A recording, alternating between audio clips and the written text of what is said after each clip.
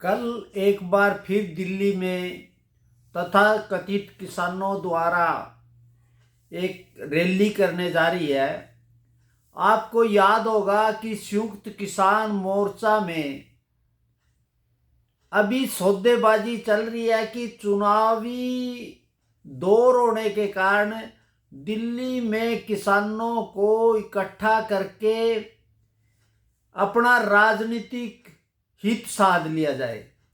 ये वही तथाकथित किसान नेता है जिन्होंने 750 किसानों की लाशों पर राजनीति की थी।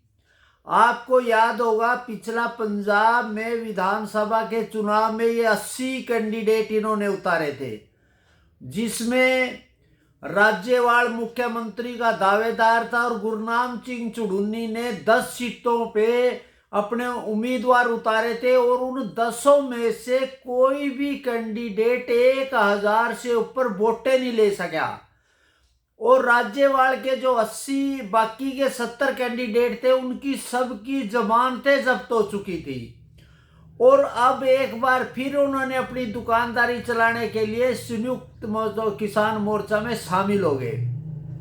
हमारा कहना 1978 में 78 में भारतीय किसान यूनियन का गठन किया गया था और उसमें साफ लिखा गया था, जिसमें हमारे मांगेराम मलिक थे, सरदार भूपेंद्र सिंह मान थे और भी बंगलोर में जो गठन हुई थी, उन्होंने कहा था कि हम एक गैर राजनीतिक संगठन बनाएंगे जिसमें कोई भी आदमी चुनाव नहीं लड़ेगा और वो लगातार चलता रहे। उसका एक गौरवशाली इतिहास है भारतीय किसान यूनियन का।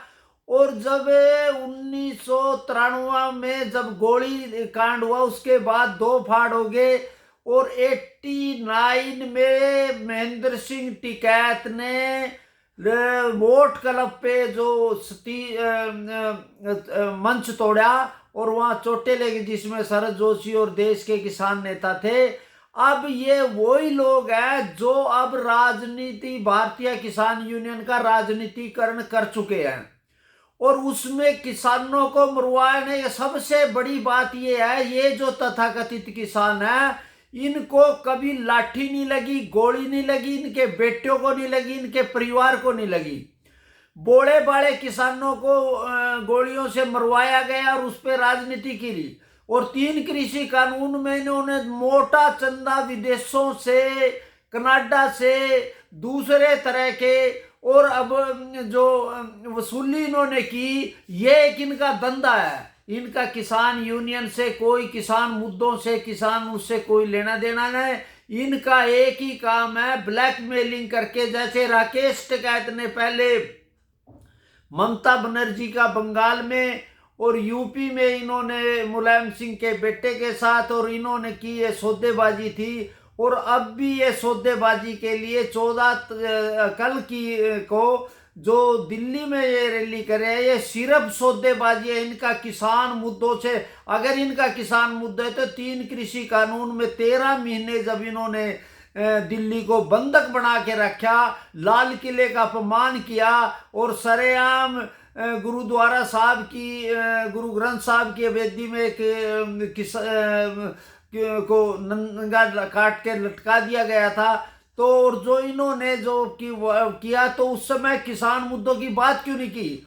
और माननीय प्रधानमंत्री जी ने एमएसपी, कृषि, फसल विविधीकरण और प्राकृतिक खेती पर कमेटी बनाई थी और 3 व्यक्ति माने गए थे और इन्होंने इनकार कर दिया। एमएसपी की बात कर रहे थे, एमएसपी क्या, आज भी एमएसपी कमेटी ने रिपोर्ट लगभग तैयार है। ये सिर्फ चुनाव में सौदाबाजी कर रहे हैं और किसानों को समझना चाहिए इनका किसान मुद्दों से कोई लेना देना, इनका राजनीतिक स्टंट है, सौदेबाजी है, अवैध वसूली है, ब्लैकमेलिंग है, किसानों के नाम पर किसानों को मरवाने की साजिश है।